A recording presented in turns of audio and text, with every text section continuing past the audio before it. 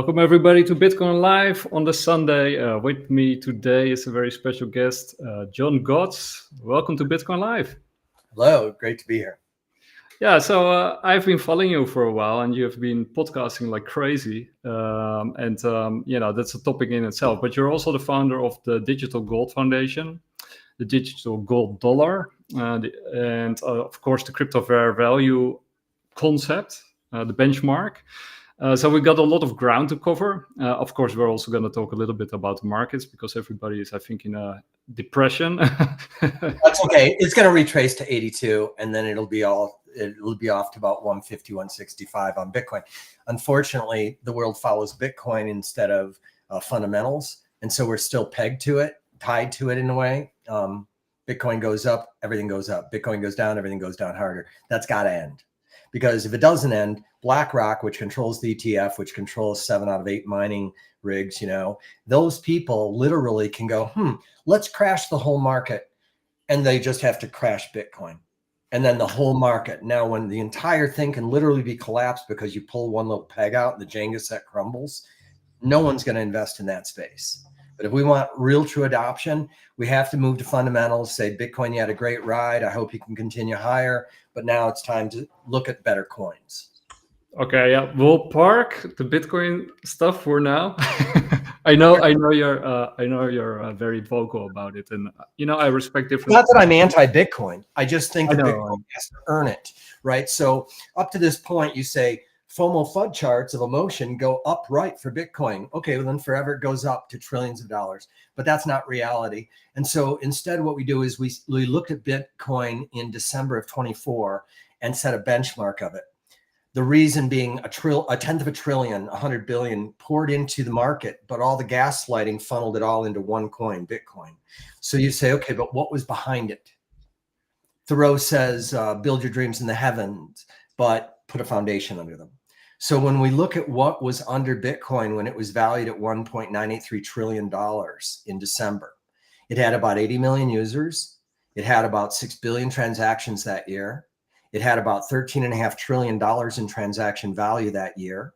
It had about 905 developers, 55 being core. And it would take about $21 billion to 51% attack it for a minute if you could, but you can't. And inflation of 0.8283 repeating. Great. Now that we know that, for Bitcoin to go to 200,000, in my opinion, it needs 160 million users. It needs 12 billion transactions. It needs 27 trillion in transaction. It needs to go to 1,800 developers. And it should take 42 billion to attack it for 1 minute if you could. If it's going to go to 1 million, likewise, it needs to go to 800 million users, which I think it can. That's a tenth of the population. It's possible. So, okay, good. Then it can get to 1 million, but it doesn't get there for free. It has to earn it like everybody else in equities and any other discipline. So you're looking at 800 million users, 60 billion transactions, 135 trillion in transactions, 9,000 developers, almost 10. You see what I'm saying? Now, if you set that peg, then you can set it to any coin. You could say another coin then that has 8 million users and 600 million transactions and 1.347 trillion. You see what I'm saying? Should be worth 10%. Yeah, because let's sort of go to the crypto fair value ID, right? Because you sort of launched it, and I think it's a very great idea. I'm a big fan of it. I think the coins that you sort of highlight, especially Digibyte, Decred, Monero, Zcash. I mean, these are all favorite coins of mine. I hold them. I actually also started holding Near after our last show. Near is $1 trillion coin, Yeah. So, but you sort of put those valuations. I think you put Digibyte near $4 a coin, and I think Dash. What was it? 5,000. 5,000. And Stack is about 3,900, and Monero is about 3,000. 3,000. Yeah. So I like those numbers. I really like them a lot. And coins about 3,000. Yeah. So because for the people who are listening here, right? We got a very wide and diverse community. Of course, a lot of Bitcoiners, but also a lot of altcoiners. But can you sort of break down for the people who hear this for the first time and they think like $5,000 for Dash, right? Can you break down sort of the crypto fair value metric, how it works, and how you come to these numbers? Sure. So if you want to drive some traffic to your side of things, while I'm talking here, if you go to X and go to @Digital Gold Talk, And in your audience, if you just want to go there and click on the top, it's Digital Gold Talk at Digital Gold Talk. Then you can follow along with me because I know it by rote because I wrote it. Yeah. Right. But if you want to follow along with me at home, and if you want to share that in your feed, then people can just click on it right there. But it essentially came down to what I just told you. When we're trying, let's back up just a second. Let's think about how did we get to, yep, that's it. That's it right there. Wonderful.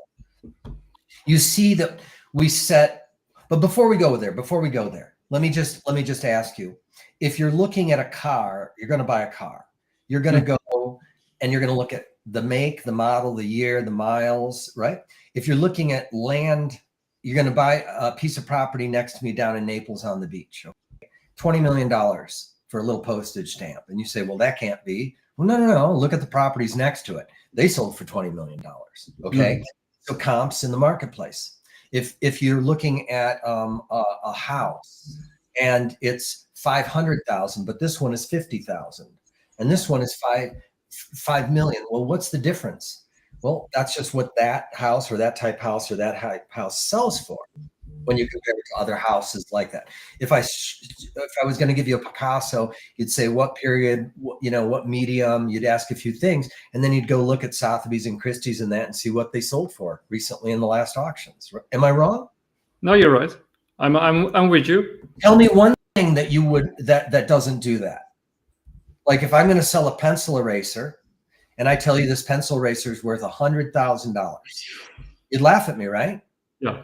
But let's pretend the pencil eraser is Bitcoin. If I tell you that $100,000 is the right price for Bitcoin, you'd say, nah, maybe, or whatever. But I'd say, wait a minute, $1/10 of $1 trillion poured into Bitcoin at that value. Now, if I had an eraser, a pencil eraser, and I sold $100 billion worth of them at 100 grand, you might start questioning your own sanity. Because how could it be? But it must be, right? Yeah. So what? Okay. So what I'm saying is, so we all have to first agree on a benchmark. First we have to agree. First we have to agree there are comparisons in the marketplace on everything. If you're going to buy stocks, if you're going to buy a car, anything, literally. So understand that in 1949, Benjamin Graham wrote The Intelligent Investor. Great book. Yep. Prior to that, equities traded exactly like crypto. All FOMO and FUD. 35% swings were common. 95% crash in 29. Yeah. Now it takes almost 14 years to come back to the price that it was before 1929. Benjamin Graham in 49 writes The Intelligent Investor and says, we can't just trade on FOMO and FUD anymore. We have to have reasonable standards and expectations. And so how are we going to get people in the market to get into equities? He looks at the 10-year Treasury bond, very powerful in 1947 after the war, short-term, tax-free, very safe. Anybody will invest in that, and they're doing that instead of equities. So how do you get people to go to equities? So he comes up with this formula and says, what if for 10 years, that same period as the bond, you collected all the earnings of a company? And if you collected there, nice. Yeah, great book. Go get that one. I'm the Benjamin Graham of crypto. That's how I consider myself, right? Because what he did was he said, let's imagine that you got all 10 years of earnings for General Electric. He didn't say GE, but let's just say one. Okay.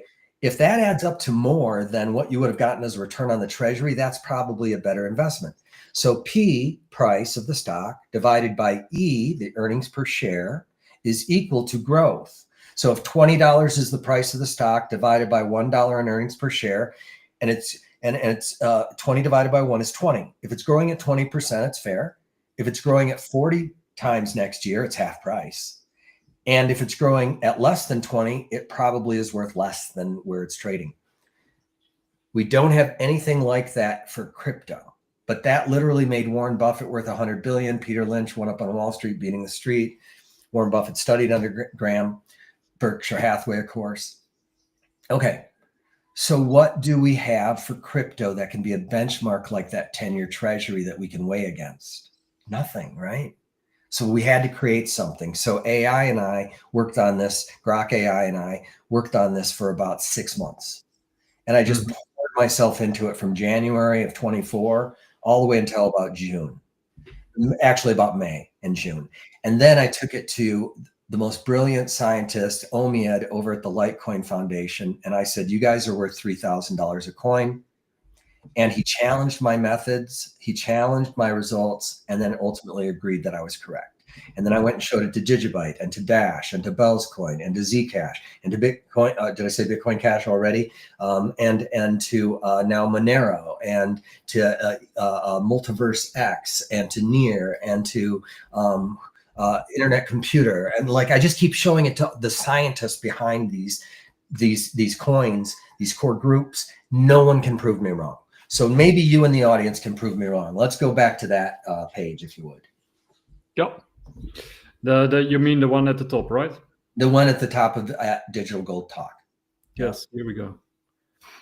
Okay, so what we're saying here, and you guys follow along, I don't need to see it because I wrote it. What we're saying here is that what we used as that benchmark, like the treasury, was Bitcoin. Why Bitcoin? Because Bitcoin is where all mainstream media, sailors saying there is no second coin, everything else is a shit coin, blah, blah, blah, blah. We all know it's not true, but that's what has been the narrative. And as a result, the baby boomers and Gen Xers, who I, lovingly call Boom Xers, these people follow mainstream media still, unfortunately, and their stockbrokers' advice, and they're only going into Bitcoin. Okay, fine. Then let's not think of it as Bitcoin. Let's think of Bitcoin as simply the general purpose tool as a benchmark that even Bitcoin will have to judge against later. So we look at what's under it and we say that 70% of the weight, if you'd scroll back up, please, 70% of the weight we put in adoption. Why do we put it in adoption? Because if you're not going to be tribe.netted or Friendstered or MySpaced or Facebooked, and now it's X, you have to evolve. You have to continue to grow adoption. And if your adoption slips or fails, then you're gone. So you don't have transactions and transaction value and developer ecosystem. And you have miners, none of it, stakers, none of it, if you don't have adoption. So adoption, we weight 70%. And remember that they had 80 million users. So everything in the future then is going to have to compare itself to Bitcoin? No. Bitcoin and everything else is going to have to compare itself to 80 million users. You want to reach parity to Bitcoin? You need 80 million users or at least the weighted equivalent. Next, annual transactions and transaction value. Now, why don't we say transaction speed, transactions per second, value per transaction? Because neither of those matter. They don't matter. If you're going to try and be money rather than a barterable thing like digital gold of any kind, whether it be Litecoin or Bell's Coin or Dogecoin or Bitcoin, if you're going to be this stored value, why do you care how fast it transacts? I'm going to hold it for 10 years. What does it matter if it takes 10 minutes? So transaction does not matter. But if I'm going to be Dash or Digibyte, right, or Zach or XMR, now I am money. And I need a fast transaction speed. Now it matters, but overall valuing things other than in their categories, in their lanes, doesn't matter. Anybody that says that it does is wrong. And as far as the total transaction value, like transaction size, like Fidelity Magellan tracks in their 3 reports on Litecoin, Ripple, and Bitcoin, they're all trash. What does that matter? It doesn't matter how much the transaction value is in each one. What we want to know is how many transactions were there, because that shows the overall health of the ecosystem. And we want to know what was the transaction volume. We want to know how many transactions were there. Again, the health of the ecosystem. We weight each of these 10, and like I say, 13.49 trillion for Bitcoin, 6.09 billion for total volume. Next is developer ecosystem. Now, I've had conversations with Shielded Mark, shout out genius, over there at Zach. And he pointed out that maybe we should break apart the developers, because we do look at core versus application. And there were 905 and we weight them 5%, just like transactions and value. But maybe he said it's more important their core. And I was thinking, yeah, maybe we should weight that more, but because I'm rewriting the book as a result of inputs from DB Crypto with a Zero and Joel on adoption and other things. But I say no on this because the more I think about it, you really want those application developers. You know, Ethereum's worth 3.6 trillion in June because it has like 10,000 developers developing on top of it, maybe more than that. I haven't looked at Ethereum at all. You know, it's really important. And so developer ecosystems, you have to have the core team that's creating and a utility and supporting and securing, but you need the ancillary that's growing the overall application market. And finally, we have network power score, which is to say, how do you weight something like Bitcoin, which has hash rate, against proof of stake like Blackcoin, or someone that's a combination of both like Dash, or a delegated proof of stake like Cardano, which we love. I love Charles Hoskinson. And so just genius. I love geniuses. And so we look at what would it take to attack it. Now, I was wrong on 21. It's 18.2 billion to attack it for 1 minute if you could, but you can't. Okay, well then in staking, it would be, it takes 18.2 billion in staking. Or if it's Digibyte, which has 5 types of proof of work, you've got a 51%, all of them at the same time. Or if it's Dash that has proof of work plus different types of proof of stake, all the same. But now we've leveled it. It doesn't matter if you've got hash rate or proof of stake or combo. It doesn't matter. What does it take to take over your network if you could, but you can't for 1 minute? Final thing, if you look, is inflation. It's literally the last thing, but it's important. And since this is the benchmark, as Bitcoin continues to go down, it will have a plus against this. But if you have inflation that's higher than this, it's a negative against your value. And then, of course, just like any equity, we'd look at it over time. So again, this is why I say for Bitcoin to go up, that's great. I want it to go up. Let it go up, though, based on these fair metrics that everyone else has to compare to, not just because Michael Saylor's investing some more money in it and made a post. Who cares? Agreed. I mean, you want a free market, fair market.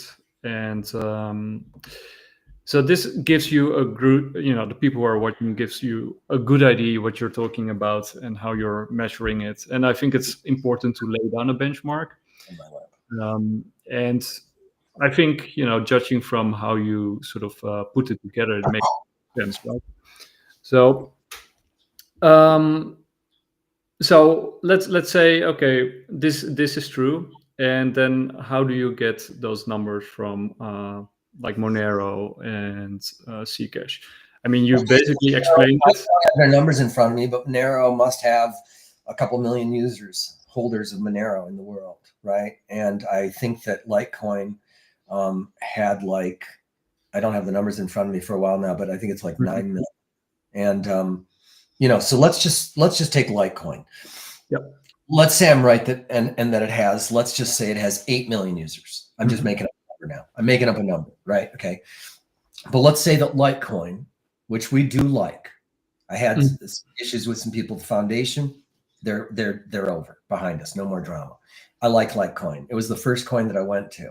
It's the first coin after Bitcoin. It is just like Bitcoin. If you're going to compare two coins, let's face it, almost every coin out there except Internet Computer, Near, and Multiverse X and Monero, I didn't know that, but now I do, were a fork of Bitcoin.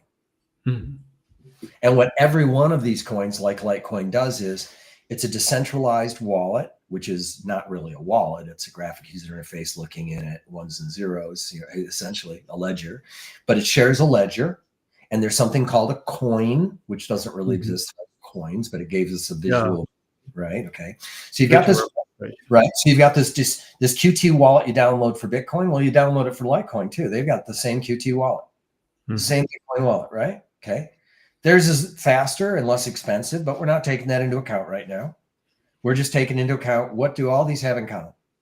Bram Cohen's brilliant, genius, and we're interviewing Bram on the 23rd, I think, on a Sunday with the senators. But Bram invented something called BitTorrent. Are you familiar with it? BitTorrent, right? Yeah. You ever use it? No. No.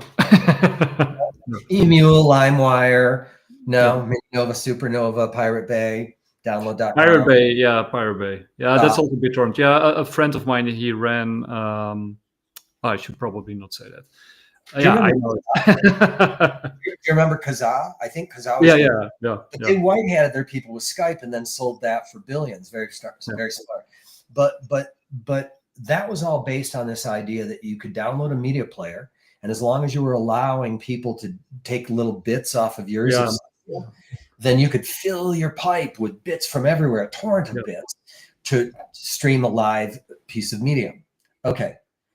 That was the precursor in my mind to Bitcoin, because that had around, I believe, like 167 million total users globally, which is amazing. The first truly decentralized computer system. Well, so that's what Bitcoin and Litecoin, for instance, have exactly in common.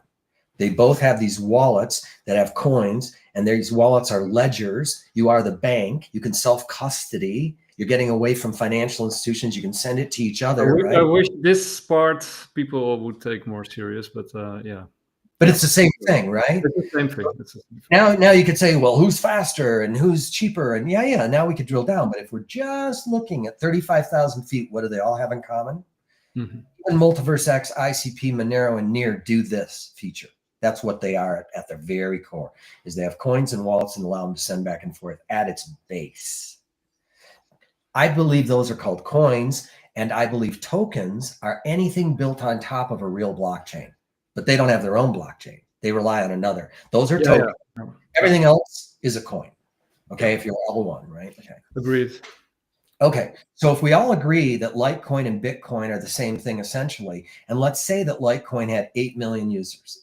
Let's say, and I'm making up numbers, but you asked, how do I come up with the numbers? I'm telling you. Okay, so let's say that I use AI to go out and I do which I'll explain more in my book, or I can answer questions. I do a much deeper dive on all these things than just saying, Google, how many users does Monero have, or Litecoin? And it comes back with an answer, and I trust Google, and I plug it in. No. Yeah, because can I interrupt you for 1 second? Because you have a couple of books out there, right? I think The Intelligent Crypto Investor, and I think 1 or 2 others. I pulled those off the shelf. I'm renaming The Intelligent Crypto Investor because some other asshole came along, hasn't even published his book, won't be here till January, but he got a big publishing house and everything, and he's written other books. So Amazon throws his Intelligent Crypto Investor up ahead of mine, which was actually live. Okay. And so I said, fuck it. And it's going to be Crypto Fair Value. Okay, well, but it's an even better name, right? Yeah, because it sort of fits what you're talking about. So it makes sense. Okay, but I wanted to throw that comparison of the intelligent investor, the intelligent crypto investor, because it's literally doing the same thing: set a benchmark, use formulas and metrics, period, inputs. But that's okay. Whatever. God pushed me this way, and I trust God. One more thing: they can buy it on your website.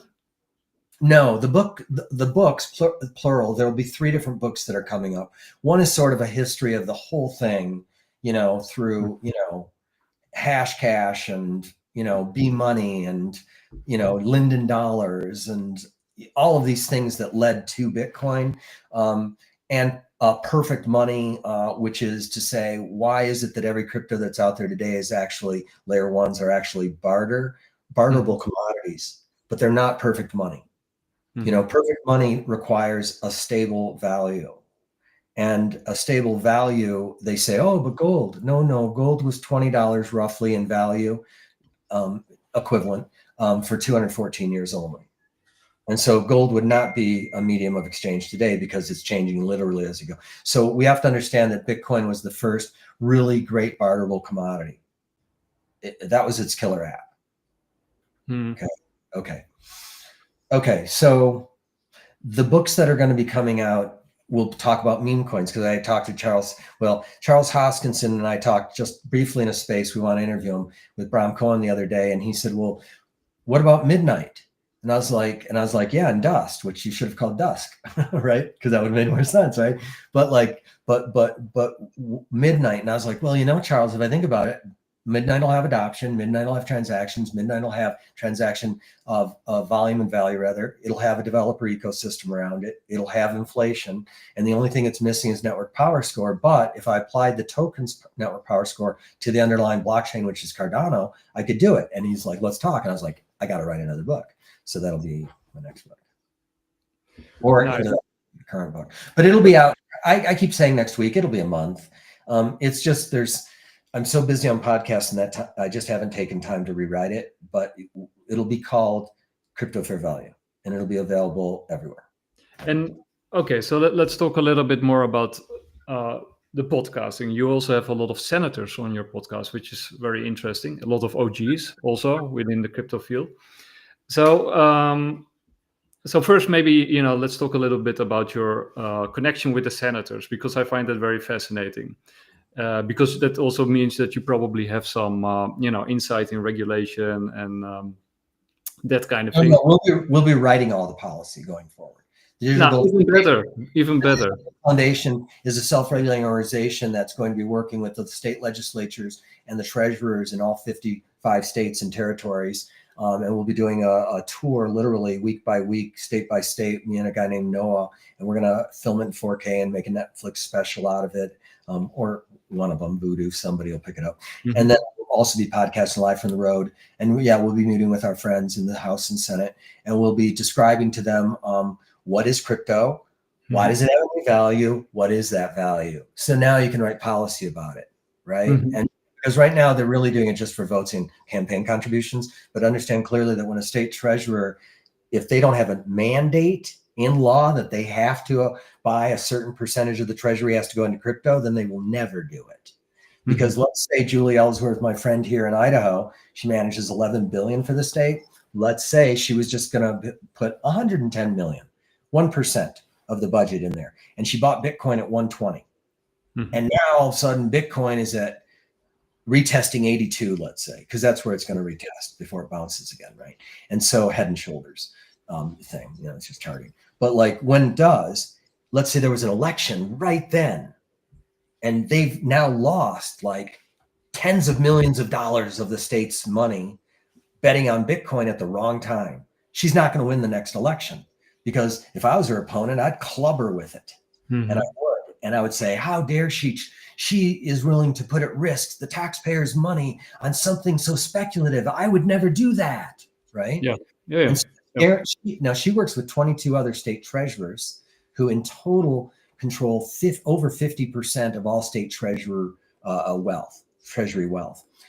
None of them are going to do it. Zero. So we're going to go on a state tour and we're going to teach them all. And I've done this capital tour before back in 20.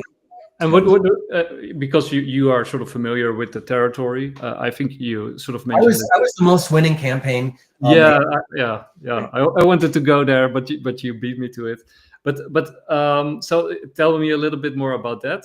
But before you do that, like, what is the reaction that you now get with senators when you tell your story? Because you already told it to some of them. Arizona Senator Mark Fincham, and who's passed crypto legislation, just didn't get signed by the governor, and he's passed species currency law that said no taxes when you're buying and selling gold and silver because it's actually money. And that passed and was signed into law by Ducey before this current hack that stole the election in 22 as Secretary of State. She's just evil, Marxist. She'll be gone. She should go to prison, but they never do. But Mark Fincham, he should have had his last crypto laws passed. They didn't. He's on my regular podcast. He is a founding father of Digital Gold Foundation. Marv Hagedorn, Idaho senator, he is a founding father of the Digital Gold Foundation, as is Sal Esquivel, senator from Oregon, Bill Ream, senator from New Mexico, and Lee Perry, House rep, former from they're always House reps, I guess, forever for the rest of their life, from Utah. Yeah, there he is. Yep. Nice. And he hosts the podcast with me after this show, and so does Marv Hagedorn. Yep. So for the people who are watching, follow Digital Gold Talks. I mean, you are a very interesting character, and I love your podcast. I also like the energy and the drive that you bring to the podcast. You're very sharp, and you're very good verbally. But you also ask the right questions, and you promote the right coins, in my opinion. So for the people who are listening, go follow Digital Gold Talks. Give them likes, give them follows, and start spreading the news. So what are you going to talk about? Do you know Chisenbach? Huh? Do you know Chisenbach? Chisenbach. Yeah. So I was going to say, there are now 17 coins. And And I thought, wow, that's a lot of work. And my brain went back to when I was 7 years old and learned Chisenbach. And I was like, wait, 1, 2, 3, 4, 5, 6, 7, 8, 9, 10, 11, 12, 13, 14, 15, 16, 17.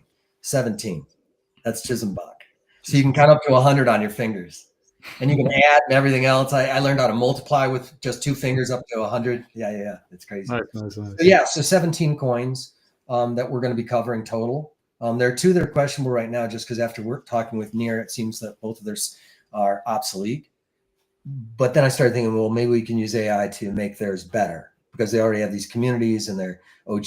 Maybe we can just make them better. So I think we'll make them better. Probably. Oh, and okay. And you also have this insight with Zcash, right? Because Zcash is, of course, one of the coins that you're, talking about. I don't have any insight other than having really fun people come on my podcast.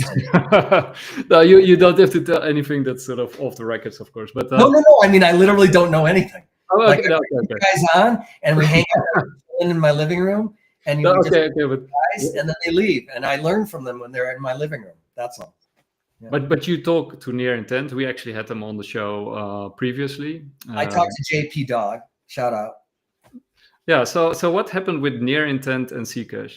Can you sort of highlight what? Well, okay, but you're skipping around. You're missing a few things. So guys out there in the audience, the reason that I know all these House members and senators, and they're literally my friends, and I've known them, most all of them, for like 16 years, okay? And that's 155 of them, is that I ran 350 elections and re-elections for them, and I did it in 2010 through 14. And I did it using an app that my father and I had created in 2008 and 9 that allowed people to communicate with their telephones, so that I could be on the floor of the Senate and snap a photo of the scoreboard, the people voting, or, it's not called the scoreboard. I call it scoreboard. Or just like, here I am on the House and Senate floor, and do a selfie and then send it out saying, I'm doing your work. This is what we're doing. And That was unheard of in 2010. Unheard of. And then what would you use to do it? But I gave him my app called Chumly, CHUMLY, friendly, chumly.com. I since gave that away to a House rep that's now a senator in Colorado, and he drove it into the ground because he's an idiot. Yeah, you, Ray. And you never paid me for Chumly, you piece of shit. $10,000 you said you'd pay me. You are a scumbag. But yeah, Ray Scott. And that's so politics, right? Yeah. No, that's just dirty bullshit, because I like a brother and he stabbed me in the back, you crook. Anyway, Senator Ray Scott. But yeah, I had this thing called Chumly, and Chumly allowed people to take a photo, take a video, make just a text post, do whatever, selfies or anything, and then from their phone send it to Facebook, LinkedIn, WordPress, Twitter, Blogspot, Tumblr, like 8 different top sites. But by doing that, you would instantly take over the top 10 search results at Google, because of course you'd have your own .com as well, and maybe a politics page. So just like that, wham, you got the top 10. And so what I'd do is I'd come in their office, like Scott Bedke was House, he was assistant majority leader, and then he became speaker. Now he's lieutenant governor, he'll be governor next, right? But I come in his office and I essentially like, hey, Scott, I own scottbedke.com. And I own twitter.com/Scott Bedke. And I own linkedin.com/IN/Scott Bedke. And I own, and he's like, what are you doing? What's going on? I was like, well, I'm giving them to you. Because if I was your opponent, I would crush you. And nobody would ever see you. Because when you Google search, I would own your result legally. And I would tell them not to vote for you. And I'd tell them to vote for me instead. And so I'd get all your traffic. And he's like, what? Yeah, but I saved you. Here, now let me show you how to broadcast to all of them at once from your phone or email or sitting down at the site. And oh, by the way, I can create a website for you at scottbedke.com that literally will pick up all of your posts and give you a live feed there in real time dynamically. And so anybody that did that, and then I taught them how to communicate with their constituents in a meaningful way. Like, if all you're going to do is come out during election season, like every other asshole, and just like literally throw a bunch of radio, television, and newspaper ads and direct mail you're not going to win. You're just battling who has the biggest yard sign or the biggest billboard signs, right? But what you need what you need is all year long, take them with you into the Capitol. And when you're not in the Capitol, Scott Bedke, take them out on your ranch and drive them around when you're herding up. Personal, right? Yeah, or when we're literally branding cattle or whatever you're doing. involve them in your life and make them feel like they know you, Scott Bedke. And furthermore, sit down at the end of every day and just go through and like people's replies to your posts and call them by name. And you'll see that Facebook tells you it's their anniversary or birthday. Say, hey, Jim and Sarah, happy anniversary. Call them by name. You know, hey, Bill, happy birthday, brother. You know, because now you got their vote and you've got their vote for the rest of their lives. And that's it. And when you go into the ballot box, understand that it is like 80% name recognition. That's it. And if you go in there, and it's probably more than that, and if you go in there and they already know your name and they think you like them, because you probably should, they're your constituent, they're voting for you, better like them, and they know that you like them because you keep telling them that, who are they voting for? The guy that's throwing radio ads up? So in that vein, we took out a 32-year incumbent in Mississippi with a first-time candidate, Melanie Sojourner. Senator Kelly Ward, who went on to run for U.S. Senate and was the RNC or the state chair for a while, Arizona Republican chair. She won her election by less than 1,000 votes. You bet she did. And she contacted me afterwards, like, you won this election. And I was like, oh, I know that. So why are they my friends? A lot of them owe their careers to me. And then I should stay in office and rise to Congress or Senate or governor. Have you ever considered doing something in politics yourself? Or do you think like, oh my God? I ran for office in Kansas because they were filling a hole. And the Huffington Post beat me over the head with it. And it was so crazy. But like the state legislature was supposed to redistrict and set the boundaries, and they pushed it off. So it went to a judge, and the judge, to teach them a lesson, on Friday at like noon, he said, any candidate, here's the new districts. And he literally, like, if your district was right here, he drew it around. So now you're in this district. He literally screwed with people, just redrew them. So you're now in a totally different district over here. And they had until Monday at 6 p.m. to go in and register in the state capital of Tacoma or whatever it was, or they're not in the race. Just as a big to all of these people for not doing this. And so they needed to fill holes. They didn't have candidates for every. So they said, John, would you run for state rep in this district? And I was like, of course. And I'll just drop out later. And I did. And Huffington Post was like, he doesn't live there. I ran for state rep in Idaho, but then I moved. And so I wasn't in the district anymore. I didn't finish that race. And I ran for a House rep over in Oregon once, just because I just wanted to see what it was like. And I ended up meeting a bunch of people. And, you know. And what was it like? It's really different. People immediately treat you like a celebrity, which is really stupid. Like, seriously, like, you want to be treated like a celebrity for a few months? Run for state office, walk around and tell people that you want to represent them as their senator or House rep. And they will be like, oh, a celebrity. And they treat you, which is why none of these people want to leave office, because once they're in office, they literally are celebrities, right? And everyone wants them on the news and everything. So gives you a kick. Somebody asked in the audience, what is your take on the Clarity Act? I mean, sort of like in between, because it's an important act, of course. I don't know. Here's what I think. And I'll talk about Genius Act first. Genius Act was a way for us to offload the treasuries that nobody else in the world wants, since we don't have quantitative easing and the Fed buying up their own shit anymore, essentially, right? And so it's brilliant and it's genius in the sense that they did get to offload their debt to stable coins that are all worth $1. And now they know that, they literally just can put out stable coins, even if they don't trade. They were bought. All those treasuries were purchased. So that was genius because nobody else was buying them, not China. As far as the Clarity Act, I don't know that there's much clarity needed. Frankly, remember that these people work for us. They're our employees, first of all. Right? So they're not representatives. Not celebrities. They might well be they're cleaning up shit, right? Okay, so they're really just our cleaners. Okay, they're just our employees.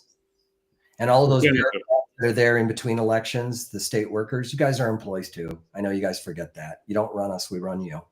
Okay, we can eliminate you guys out of office simply by voting out. Okay, we can change you state workers by putting in new administrations that fire you. Okay, get rid of you, turn you over, just like happened in this administration. Clean out the dirt, the slop, the rot. But the fact is, they think that they somehow think they control us. There is nothing in the Constitution that says we cannot create our own money. There's nothing in there that says, and in fact, if you like Austrian economics, then you would, okay, then you would have to agree then that competing currencies is a good thing. It's a great thing. Amen. Right. So the Federal Reserve, which isn't even federal, it's as federal as Federal Express. Why does it ever been audited ever? Why does it get to have the monopoly on our money? Baron Rothschild, who is the real owner, said once something like, "Let me control the printing presses of the government's money, and I care not who is elected." Yeah, you got some famous quotes there. Yeah, Kissinger also has a nice one. There's if you control the money, you control the world. Yeah, that's right. And so, look, the bottom line is that there should be competing currencies. The other thing is they say that you can't invest in a security because you might lose your money.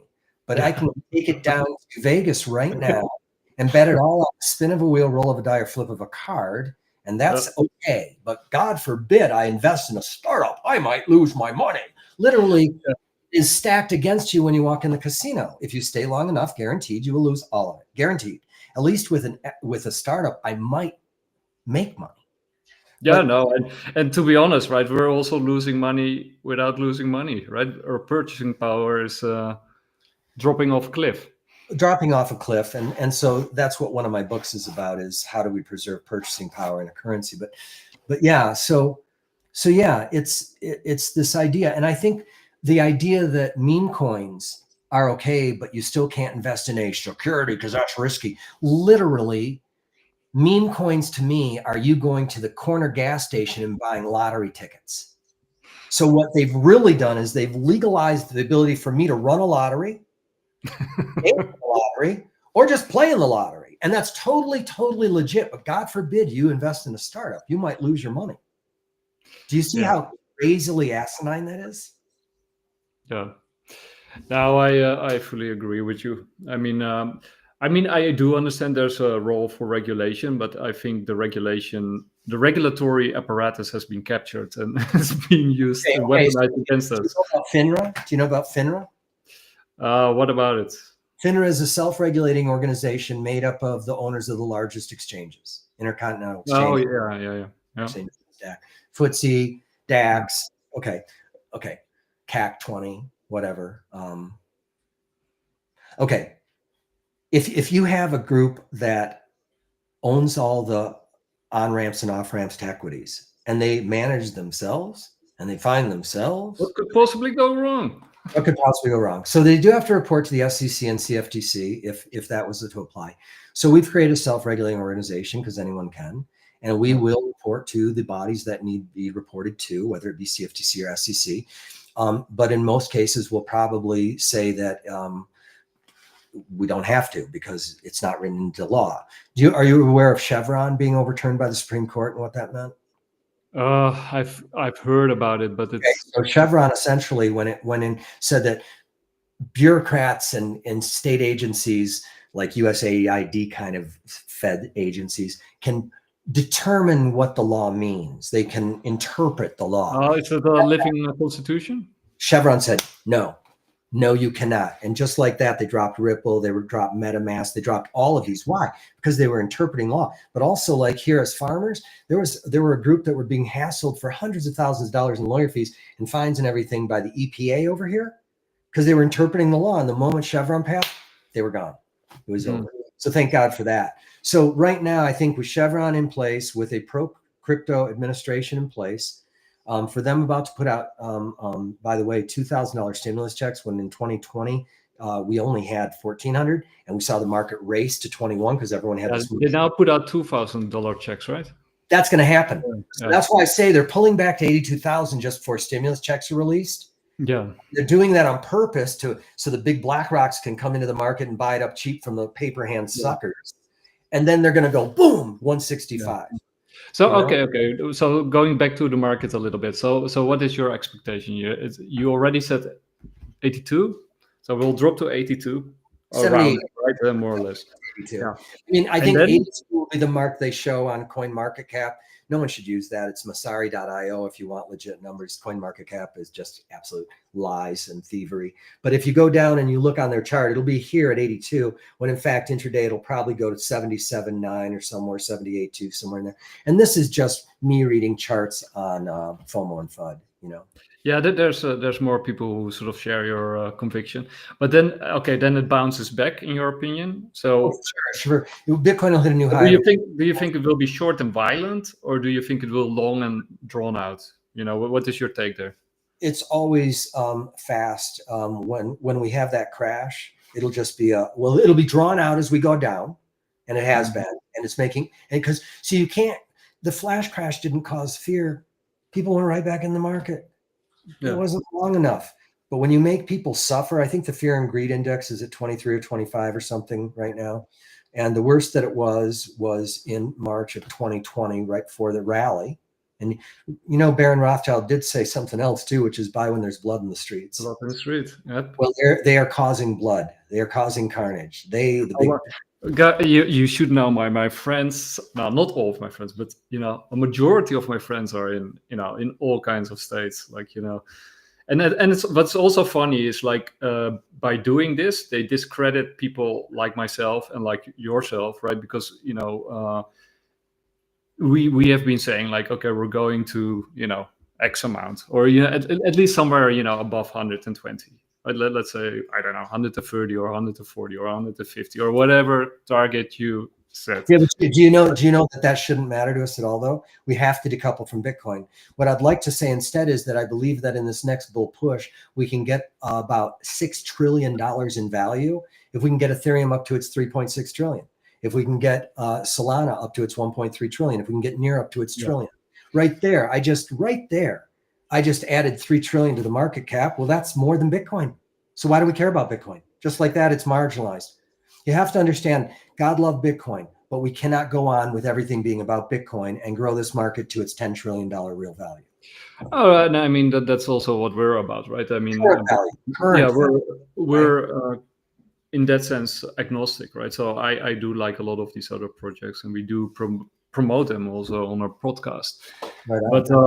But yeah, of course we want to grow the market, and we want to grow utility and this coin distribution, and make people more aware of other projects out there, and that they can invest in, and that they're solid projects with. Okay, so back to Litecoin then, because I didn't finish that, right? So let's say we're going all over the place. Let's say Litecoin has 8 million users compared to Bitcoin's 80.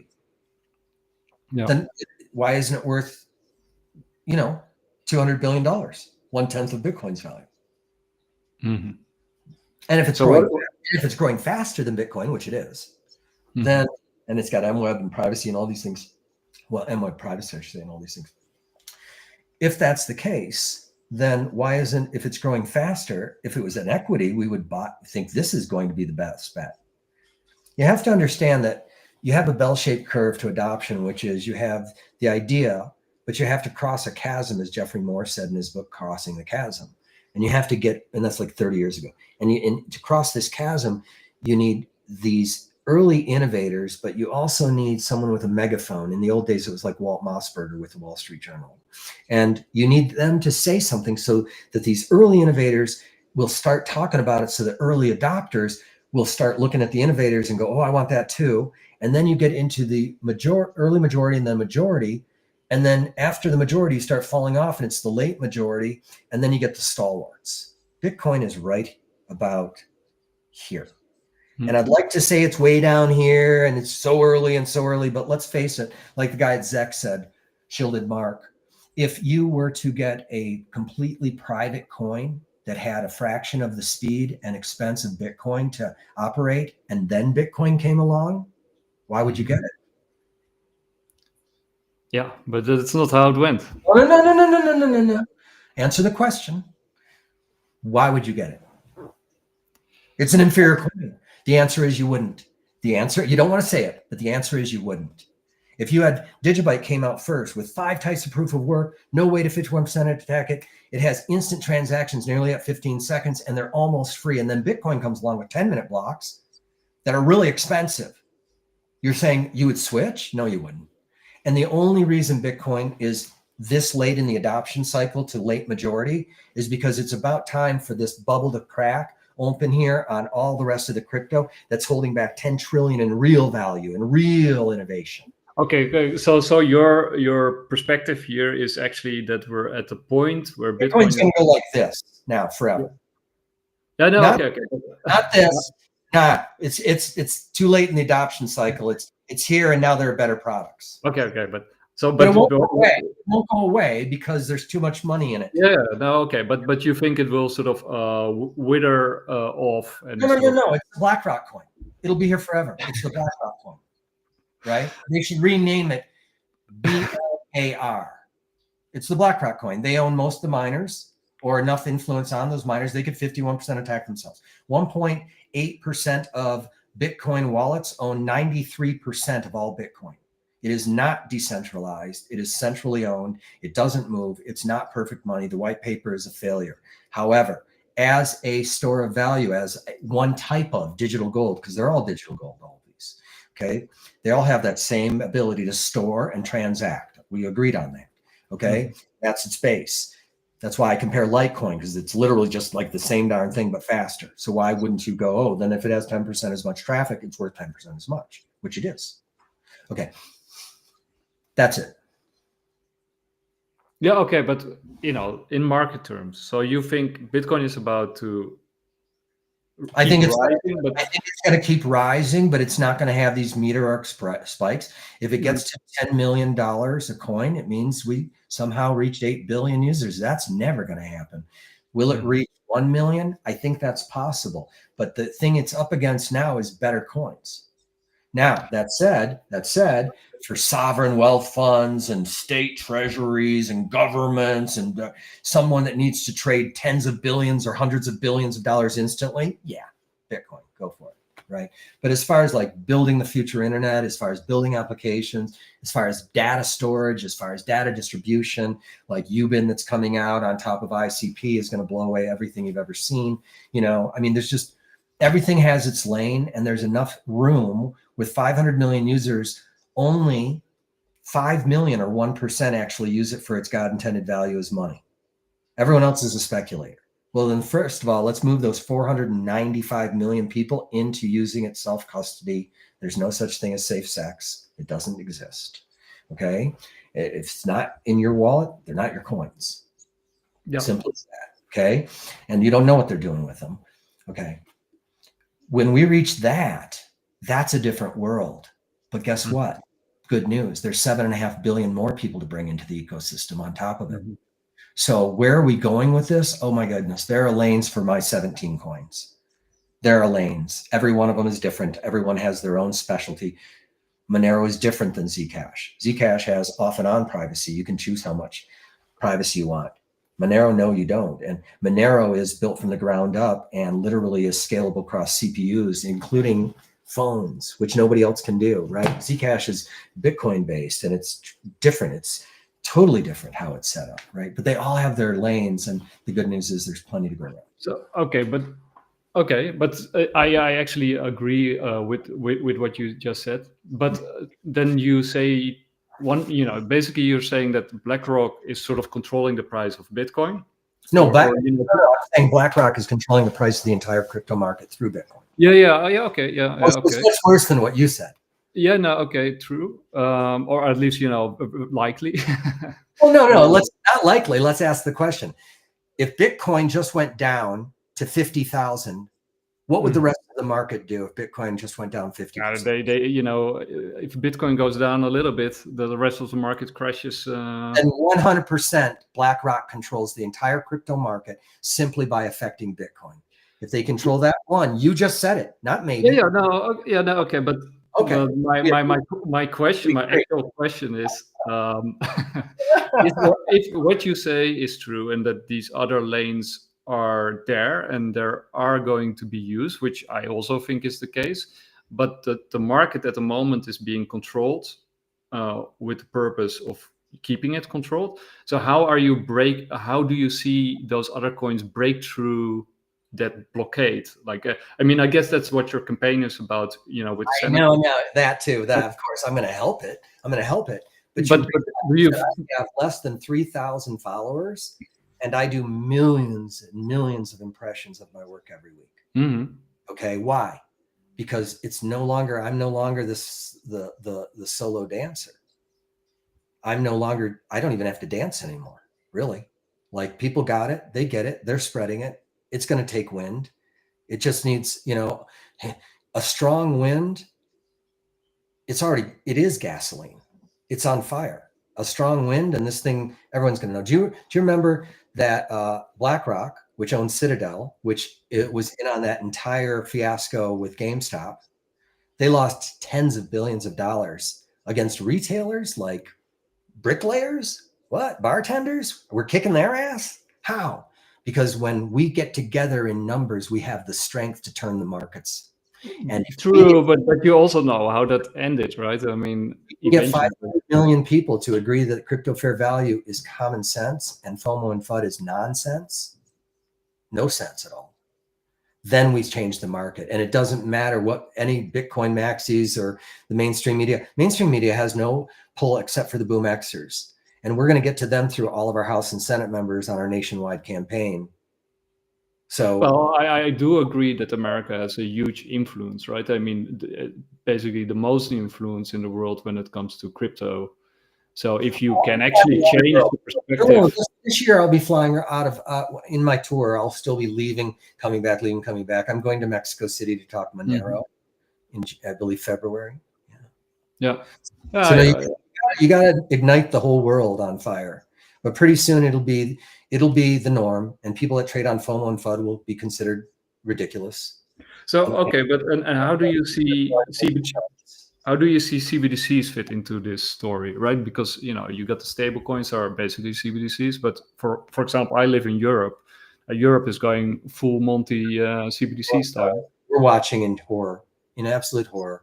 The streets of the United States are watching the UK, Europe, and Canada and Europe be completely socialized, and they're going to control every aspect of your life with that smart. Yeah, and then Australia and New Zealand are even worse, right? So during COVID in Australia, if you refused to wear a mask or get vaccinated, they locked you in an internment camp. Yeah, they actually had camps there, and then they locked down New Zealand for one case. You couldn't even walk out of your shack onto the sidewalk, or the guards would put your ass back in your shack. So okay, but if that's the territory, right? If what we just sketched is the case, then basically the US is the only place where you can make a real difference in this regard, right? Because China is not going to do it. Currently. Europe is not going to do it. You always have to worry that when you have one administration that will not talk down against, messenger ribonucleic acid being injected into all farm fruit, vegetable, pork, chickens, and everything, just trying their damnedest to get it into our bodies that didn't take it. I didn't take it. Okay. And so they were good. And I'm glad you didn't, brother. And so, like, they're so intent on this, and yet Trump's not speaking out about it. I thought he was my guy until Benjamin Netanyahu visited him and gave him a golden pager. I heard that that is to keep in the Oval Office to remind him who's in charge, I guess. Right? I'll blow your ass up. This is a gift. That's a gift. Oh no, like Syria, when those pagers all blew up, well, Trump got a golden pager. And just like that, they didn't release the Epstein list while Netanyahu was in town. And we gave billions more to Israel. And we kept on going with, and now we've given them the whole West Bank. They got it. Good thing. Whatever. I don't think so. I'm watching this shit happen, and it terrifies me, because Palantir is completely controlled by that same state and Peter Thiel. Okay. And those guys literally are going to be observing literally everything we do all the time, 100% of the time. Okay. During the Trump administration, maybe, and I'm now questioning even who's really in control now, because he promised the Epstein list on day one, for instance. But no, that's how literally, I believe, Mossad controls our entire Congress and everything through blackmail. That's my opinion. I'm right. I thank God to X. You have a right to your opinion. Okay, it's an opinion. Okay. But the fact is that as we're now rolling out Palantir and AI to watch us, what happens if they steal another election and the Marxist communists now control Palantir and all of that? So I don't think that it's a matter of if, but when the same atrocity that's happened, unfortunately, to Europe, the UK, Canada, Australia, New Zealand. I went to New Zealand. I didn't recognize it after 15, 20 years. It's a complete socialist madhouse there. Everyone's entitled and doesn't work. I mean, it's nuts. And so, that's why we have to have Monero. We have to have Litecoin. We have to have Coin and Dogecoin. Agree. That will be the only way we can transact privately with freedom. True. Yeah, but there's to get around your own austere, the austere government's involvement in your personal life. Oh, no, I absolutely agree. But I do see like a big problem here. Like, how do we get from A to B? And I guess your fair value concept benchmark will help a lot, of course. We have to decouple from Bitcoin. And the only way to do it is to give somebody a better way to measure. And we've given them that. And nobody can tell me it's wrong. I keep waiting. It's been 6 months now on the road, so to speak, introducing it to all these geniuses. I still haven't gotten to know. I'm gonna do an announcement here on the show, like, to all our listeners, right? The critics, there are probably some people listening here and who say like, nonsense. Go to the Digital Gold Talks. At the top of your account is fair value concept. We just went through it. Look at it and tell John here that he's wrong or right. Sure. Right? If you can prove me wrong, come on my podcast and I will broadcast my wrongness to everyone. Promise. You prove me wrong, I will. Here's the challenge, the gauntlet. Take me down in flames. Because the best way to, if I was to tell you that you're going to get to where you need to be, but you have to fail 173 times before you get there, wouldn't you be in a hurry to fail as quickly as you can and just as fast as you can to get there? Because you're going to get there. Same idea. I'm not afraid of failure because in failure comes a chance to get it even better, right? If I was wrong, where was I wrong? Can it be corrected? That's the scientific method, which we forgot during COVID. We forgot it during COVID. Way before, sadly. But COVID was the worst. Yeah. No, I mean, people Malone, who invented, I think it was Malone that invented mRNA or discovered it. He was literally kicked off LinkedIn.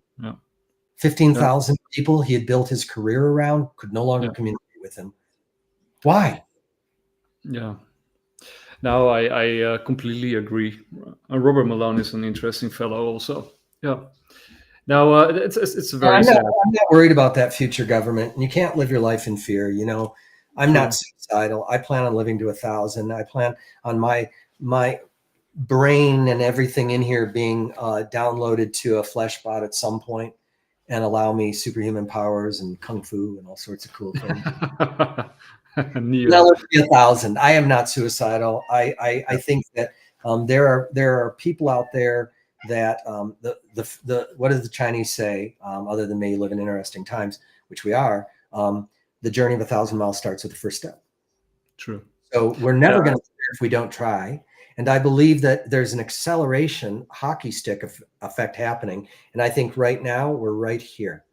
And as the fund releases and we put money into these coins and really word gets out, it's going to be, and that's it. Oops, I got a cat on my lap. This is Tommy.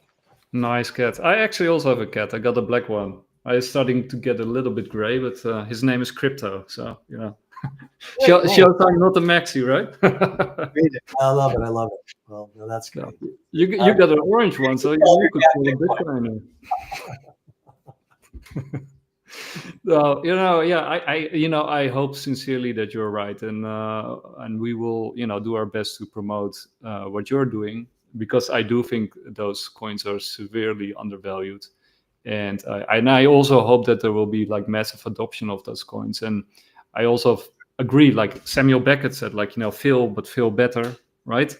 I think that's a very big difference between the United States and Europe, because Europe is very much like nobody wants to fail. Nobody wants to fail. And they don't want to stick their head above the I don't know that it's different. I'm kind of crazy. I just don't care if I fail.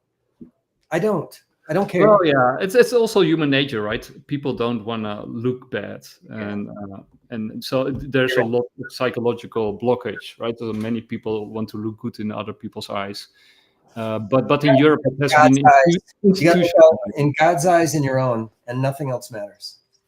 That's true, and it's very liberating. I'm probably not as far along that road as you are, because I We're think all you're on a journey, brother. It's all a journey.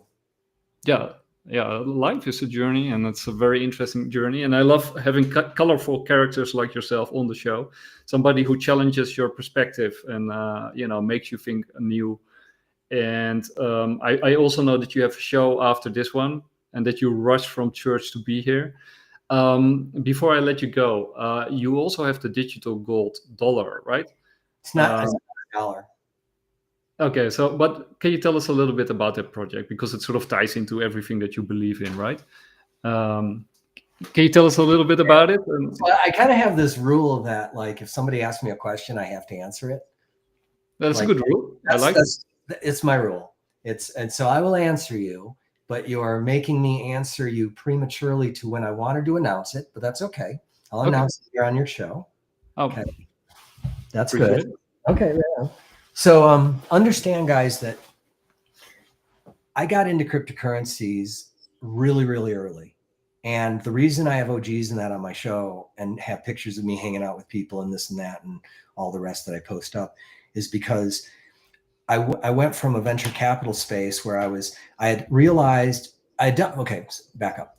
I had done 12% of all of the 80 successful Kickstarter projects that had done 1 million out of 80,000 that had raised money, and millions that had failed of even raising money, but 80,000 made money. Only 80 made 1 million. Although Cartman and South Park had these at the time, like, oh, you just do anything, Kickstarter, and you raise millions. No, not really. Actually, there were only 80 at that point. And we're talking the 2012-14 era, right in there maybe. And so this ability for me to help people raise money for their projects made me realize that there was actually a potentially patentable idea here. And so I sat and worked with a law firm for a couple of months. when we thought about this, I didn't end up patenting it, but we could have, because 85% of all funds fail. So even the big VC funds. And so that means that if you put $1 billion to work, 85% of those projects, you're going to be lucky to break even, or just you're going to lose 85%. But 15% of those projects you hope are going to more than double in that, but they're 10x, 15x, 20x even, but you're hoping that there'll be one in there that gets the 1000x. That makes up the whole funds, and they manage it for 10 years. And so I realized that we could probably reduce the 85% dramatically if we only first took projects that ran a Kickstarter, so to speak. Put it, and even Kickstarters, like put it out there amongst, I was going to go through KOLs in the tech space, like Robert Scoble and people I was working with. Because then if you took it out to 45 people that I had 20 million in reach. And so an idea could come into a venture firm and they could turn it over to these guys and ask the audience, would you buy this? And if the audience says yes, you start looking at building that. And then you look at the team, and then you look at all of these different, the finances, the pro forma or P&L if they're already moving, right? So I came into it with this space, and I looked up, and all these guys are doing ICOs, but they're not calling, but they're really illegal coin offerings. They're illegal security offerings. If you take money from a group of people so a management team can make a profit for those people who put up the money, that is literally the definition of a security in the Howey test with the SEC. Securities and Exchange Commission, right? So I'm like, how in the world are they doing this? And so I make friends with a guy named Dustin Byington. And in 2017, by this point, I've studied, and I'm like, I know the difference. I'm sure I do. I get there to Consensus in New York in 2017, May, and I sit down with Jed McCaleb and Charles Hoskinson and all of these brilliant people that had like the top 25 coins, went out, had pizza, went T0. I whiteboarded how we could do this. And ultimately, they really didn't want to create a self-regulating organization, do all these things because they were making too much money. So I, instead of doing that with them, started working with their lawyers. And I worked with about 50 lawyers from 12 firms representing some multiple coins, but most of these coins. And I ended up with Roel Campos. Now understand that when I went to the first law firm, they taught me. And the second law firm we essentially aligned that I already knew that. May I learned a few new things. But as I went on and progressed, I clearly knew much more than everybody else because they were giving me everything they had, and I was just accumulating it in the hub. And so by the time I roll all the way around the wheel to the oldest, largest securities law firm in the United States, established in 1937, Hughes, Hubbard, and Reed, I get Roel Campos. And it's one of those nights where I pray to God for who should I talk to, and I do a search for something, and I find Roel, and I call him. I send him a text message. He calls back, and we set up a meeting. But then when I do it, same Google search, you can't find it. It's one of those moments, right? But Roel was the guy. And so I sat down with him and 6 lawyers in his firm, and I checkmated them all on why Bitcoin was a commodity and what was a security. And so I then wrote a document called Zen and the Art of Compliant Coin Maintenance. And I cited these laws, and I cited Hughes, Hubbard, and Reed. And Roel said, no, you're not. You can't do that. We have clients like the NASDAQ, New York Stock Exchange, members of Congress. We're not taking your side on this. Yeah, we did the work for you. But I was like, well, I own the work. I can put it out there. And he's like, you can, but we don't want you to, not with our name on it. And I was like, Roel, I thought we were friends, And I'm texting him this. I'm like, I thought we were friends, man. I guess we're not friends. And so he wrote back and said, no, listen, we're friends, but this is what I'm willing to do. I will rewrite it in my name. I will provide this over lunch to Jay Clayton, Commissioner or Chairman Clayton, over lunch. And that's the best I can do for you. And I was like, thank you. Perfect. And so he wrote it. He showed it to me. I approved. He gave it to Clayton. 20 days later, Bitcoin's called a commodity, 100% straight down exactly the line that I laid. Was it my work? I don't know. Seems like it. I don't know. Nobody called me and said thank you. But I believe I put in 10,000 hours of real work with these lawyers. Side note, and I always mention this because I deserve it. I deserve the props for this. Elon Musk got sued by SEC Chairman Clayton at 1 a.m. or 12:01 a.m., whatever, on a Friday, and sued Tesla, Elon Musk for each $2 billion. Yeah. He had to step down. You remember, chairman and CEO for forever from a U.S. company, right? You remember this? Okay. And all because he made a 420 pot joke that said he was going to take the company private for 420. And when he said I was joking and the stock fell, they pounced. Yeah. I call Roel Friday. He doesn't answer. I text him nothing. I call him Saturday, nothing. I text him nothing.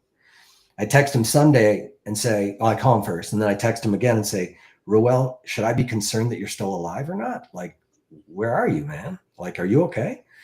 And 20 seconds later, whatever, the phone rings and he's like, John, I'm working with a single client right now and he's taking all of my cycles. I really just don't have time right now. Is it important? And I said, is it Elon Musk? Right? And he's like, well, the news hasn't come out. It'll come out tomorrow. Don't tell anybody, but yes. And I said, okay, here's how you close the case right now. You tell them that they completely screwed up. Their history is going to be known as driving the Edison of America to China, Saudi Arabia, somewhere else. And there go the battery plants, and there go the car plants, and there goes all the technology, and there goes all of it. I don't know what'll happen with SpaceX, but they're going to be known for this because he's not going to step down as chairman or CEO. He's just going to close everything up and move somewhere else. So like, you guys literally will be known the rest of your lives for causing more loss in value to Tesla stockholders than he ever did. So you're literally going to go down in flames for this for the rest of your lives. You messed up, but here's your get out of jail free card. 20 million from Elon, 20 million from Tesla. So it looks like you got something. Chairman for 1 year, CEO, no way. The stock market will rebound. It'll look like you guys got the biggest, fastest settlement you ever did, and it's over. And 24 hours later, brother, that was the settlement. Okay. So sharp lawyers. And these lawyers and I figured out what was a security or not. So I then put out a coin, Bitcoin Latino, and Bitcoin Latino is worth $450 million a few months later. And I'm worth $45 million because I had 10% of the coins. Don't hate too much. You remember, Stoshi had 5 1/4. So, okay.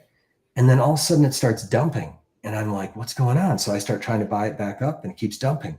And then I go in and I eviscerate the miners. What are you doing? And they're like, oh, no, it's your guys. And I'm like, what?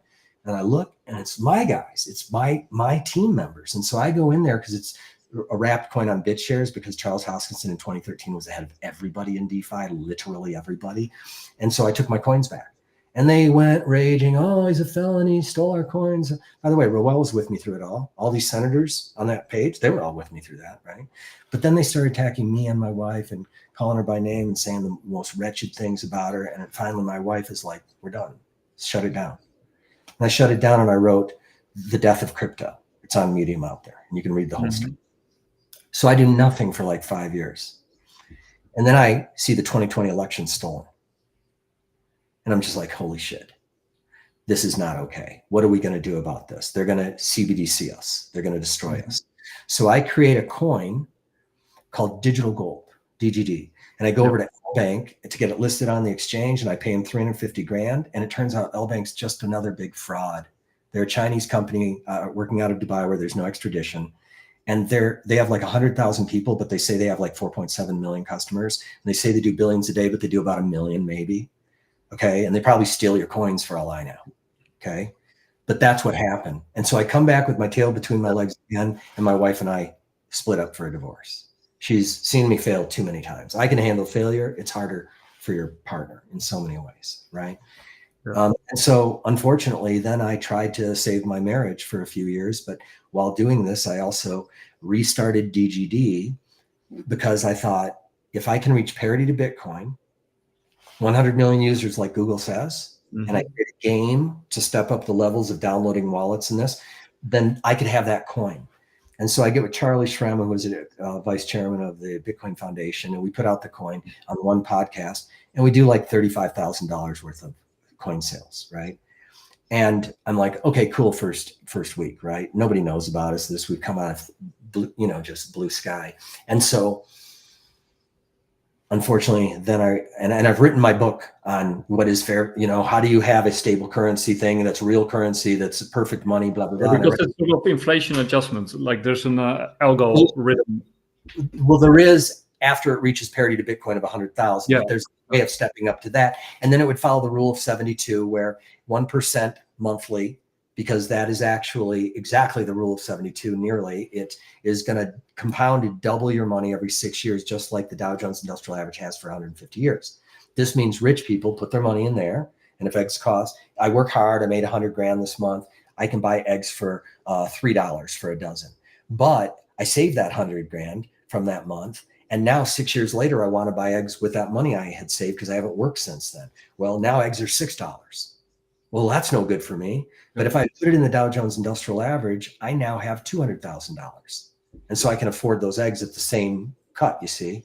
So that's what perfect digital money would do is once it reaches parity based on an actual crypto fair value underlying metrics, then it could, if you stay there at that price, it's no good because now you're getting eaten up every year. So you have to do the rule 72, 1% compounded monthly does that. So I write this, I put this coin out, I write this book, I do all of this. I'm so excited about it. And then Elon Musk, God bless him, puts out Grok. And I start studying if I'm right. And Grok says, no, you're not even right on 100 million. And I'm like, well, then how did you get the number? And understand now, Grok literally became like a human friend to me. Like literally for the next 6 months, I was just sitting in this desk in this office engaged with Grok. And he was my best friend and the perfect research assistant.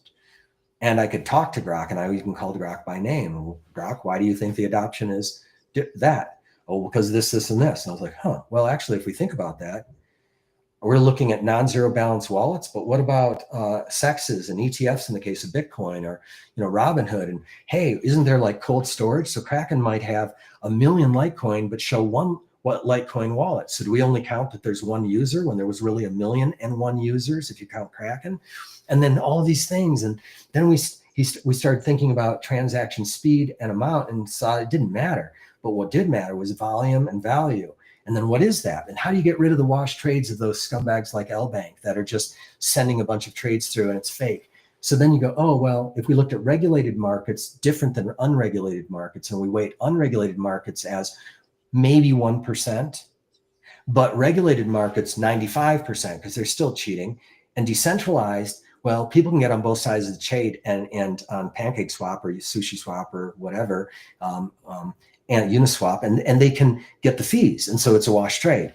And then you're like, how do you get rid of cheating to get the real numbers? And then you're like, and on adoption, you're like, oh, wait, Binance has Binance.us and outside US, and they give you the Merkle trees. So we can actually see that, and then we can extrapolate against US markets versus not. And you see how this becomes a very scientific conversation that goes deep. And when we came out of it all, we had the crypto fair value model. That's great. And DGD coin, it's going to be relaunched. But this time, see, over 1,000 levels to reach 80 million users, we think that we can bring in about $140 billion in sales. And it'd be the biggest ever, right? But what would happen is 100% of the money that comes in will flow directly to these 17 coins. I like that idea very much. And furthermore, when money comes in at, let's say you're coming into what happens is you store up a wallet, and there's 20,000 coins, 19,900 that are released every level. When there are 10,000 people, each gets 1.99 coin. But now, we bumped it up to 100,000. We've moved those to a treasury that can be bought in through a fund. That's another part of it. But we're starting at level 250 at 100,000. That means the most you can get is 0.199 DGD per level. Well, what happens if some of these people don't want their coins? They stay in the treasury to be given out for whatever other purpose to drive adoption to these coins in the future. But you don't get them. You can't buy more of them. And so it's fair distribution. Through the levels, you cannot create a whale. It's impossible. And because it's $2 now and is going to 100,000 at parity, no one should want to sell them now. And there isn't any place to sell them anyway. But we will have marketplaces for you to, like a Craigslist, like an eBay, like an Etsy, like a Amazon stores. And we're even going to do a pump.fun type thing. All sorts of fun things. So if you come in and you want to load your wallet and you're using Dash, we will give you fair CFV for your money. So if you want to buy $5,000 worth of credit in the game, one Dash. But then we give that to Dash. Mm-hmm. Okay. You want to come here with Digibyte, you want to load your wallet, load it at $3.55 per coin. And then we're going to give all that to Digibyte. Let Jared and team do great things. None of the money at all is coming to the foundation. Zero at 100%. If it comes in USD, because we take Apple Pay, Google Pay, American Express, debit card, credit card. We've got a not fiat LLC Delaware corporation. We've got a Dun & Bradstreet rating that's 4 years old.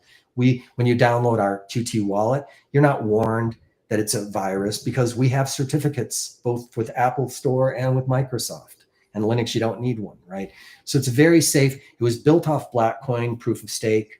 February of 2014, they were the first proof of stake ever. I love the Blackcoin team. Shout out to you guys in Netherlands and UK and in the States. They built our coin for us because I wanted a proof of stake, no electricity, pre-mine it, no staking rewards. The reward is hold the coins, or rather plug in a wallet and the coin goes up in value. Participate, spend it, cause transaction value and volume and this and that. But no staking rewards, and we burn the transaction fee. So there's actually slight deflation. 21 million coins, just like Bitcoin. And ultimately, as we go through and it builds up through the levels, we now have a coin.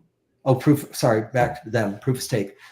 2 meg block size, so we increased it. Adjustable blocks, so we can adjust the size of the blocks going forward to continue transaction speed.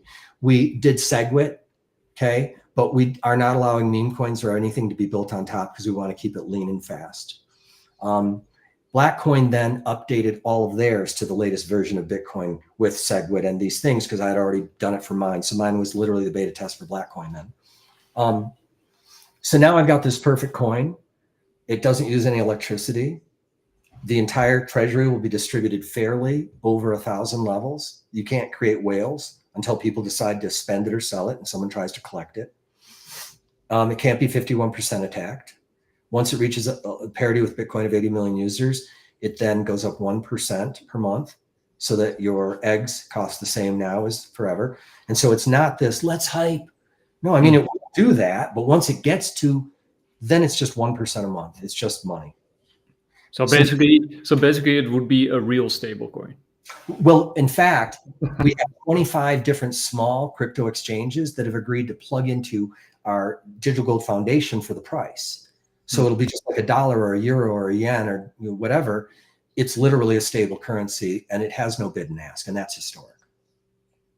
And it's not out yet, right? Or is it? Oh, no, it's been out for 2 years. Okay. It's a sort of a long-term plan. Okay. No, I put it on hold because here's the thing. When I realized that I was wrong on valuing my own coin, it wasn't that I was like, oh, I failed. I was like, oh my God, I just figured out how to value literally every cryptocurrency. That's much bigger than my coin. So I set my coin down and figured I'd just refund the 35 grand. Right? Because like, I don't need a coin. I don't need to do a coin. I can make all of these things, these barterable coins with huge communities. Let's get them to fair value. Let's get that to be spendable money. And then you don't even need my coin. And so for the next 6 months, all I have focused on is trying to drive the idea of crypto fair value home to these coins that already exist and show that they have so much more value. I like to say, you're worth so much more than you think. And I think, one of the other things that's really positive about what you're doing is you're bringing these communities together, right? Because one of the things that I always... There's strength in numbers, divided we fall. And the tribalism, I think tribalism is, pushed on purpose in order to drive these communities apart and these developers apart, because you can actually learn from each other. I know. Mainstream media does the same thing. They say, you're black, you're white, you hate each other. So it's the same thing. We don't hate each other. So, that was also sort of what we were about. We were trying to be agnostic in order to be open for different ideas and different communities, different coins, different projects. But I think you have been much more successful at bridging those gaps. I think that's very laudable. CFP model and go push it and promote it. I guarantee your audience is going to go through the roof, brother. At one point, I wanted to just train KOLs on how to push the message, but no one would listen to me. We didn't start with the coin communities. We started with the KOLs. They wanted to charge me $1,000 to come on these shows. They wanted to charge me to teach them how they could go spread something incredible. Now, I went to the communities and taught the core groups. The core groups are now teaching them. Zcash was $45. They'd been $45 for a year. Zashi Wallet been out for a while, okay? They did a podcast with us. 7,400 core people saw it. They came back and did another one the next week, same thing. And suddenly their coin goes from 45 to nearly 800. You say, Dash was 18. Talking about Zcash and near intent. ZEC. ZEC. They were $45. Look at the chart. Look at the date on the 24th and 26th. Dash and ZEC did our shows, and not just a couple people saw. Like with both of them, like 7,000 people saw it, and then it was shared millions of times, right? And all of a sudden, Dash goes to 150 or 60 from 18 when it's done nothing but go down for 7 years, and ZEC has gone down for 7 years. They do the show, people see it. Now, does that mean I made it go up? No, you made it go up. You, the audience, you saw this and were like, that's common sense. Yeah. And then look what happened. ICP was 375. I did an interview with them. It went to 10. Okay. It just go through the coins. Digibyte is not listed on Kraken, Coinbase, or Gemini, but we're working on that. And when it gets released from that, it's a $3.55 coin. Okay. Oh my God. I know many people who would be very happy. There's a lot of Dutch Digibyte fans. It's $25. Oh, I know. Dutch is huge. And in fact, I think it was in the Netherlands that they have Digibyte Force, I think is there. Yeah, I think so too. Yeah. So, yeah, it's not me pushing it. Have you ever seen that TED Talk about how to start a movement? I think it sort of starts like you have to an originator, and then you have to find somebody else who sort of goes with you, and then the first follower is more important than the leader, because he now establishes what he's doing is not crazy, and he has friends, and when the friends come over, now it's a group, but they're not following the leader anymore. That's what I was saying. It doesn't matter about me anymore. Now they're following the second dancer. They're following the first follower. And then the other people come on. Do you have the ability to play a video on your screen here that people can watch? Yeah, I think I can Go to find. TED.com or just search Google for TED.com, how to start a movement. It's worth showing people because this is what happened to me. And that's why I only have 3,000 followers. But dude, I hope you get 100,000 followers from this. Thanks. No, yeah, I All of got my it. followers are the leaders. My followers are all the leaders, right? Okay. Do you know the book from Robert Cialdini, influence? It's basically the same thing as social proof, right? It's, if you can stand on the edge of a street and you look up, even though there's nothing to see, Everyone and look up. as soon as you get like a second person to do that, you got a whole crowd that are like, what the hell are we even looking at? Yeah, it takes that. Joel, by the way, from Dash was my second dancer. If Joel had not brought me on his podcast, it wouldn't have never ever happened. Okay, yeah, make that full screen and can people hear the volume on it? Yeah.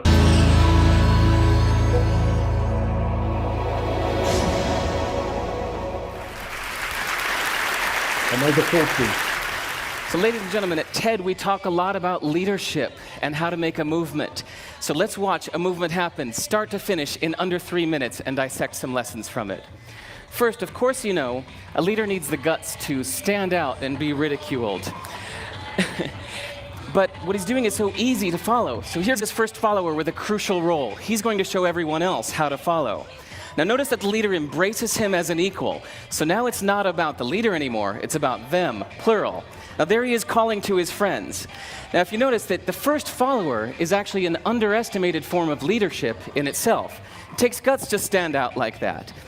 The first follower is what transforms a lone nut into a leader.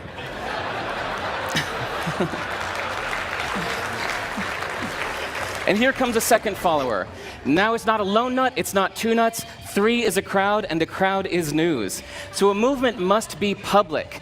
It's important to show not just the leader, but the followers, because you find that new followers emulate the followers, not the leader. Cool. Now here come 2 more people, and immediately after, 3 more people. Now we've got momentum. This is the tipping point. Now we've got a movement. So notice that as more people join in, it's less risky. So those that were sitting on the fence before now have no reason not to.